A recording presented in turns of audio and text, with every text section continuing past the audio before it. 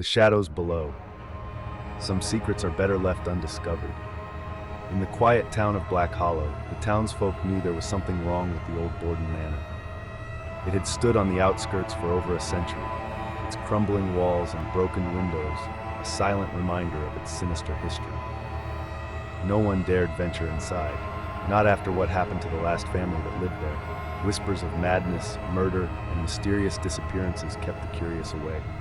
That is, until Ethan. Ethan was a freelance photographer, always looking for the next haunting image for his Instagram page, a site dedicated to abandoned places.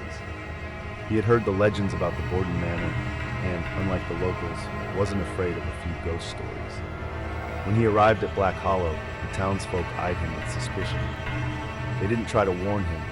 Anyone who went to the manor already knew what could happen. The manor sat on a hill, framed by gnarled trees that blocked out the sun, casting the place in perpetual shadow. As Ethan approached, he felt an odd sensation in his chest, a tightness like someone was squeezing his lungs. He chalked it up to nerves. "Just a house," he muttered, gripping his camera tightly. The iron gate creaked as he pushed it open, the sound echoing through the dead trees. He paused, but then shook it off and continued up the stone path, his boots crunching against the gravel.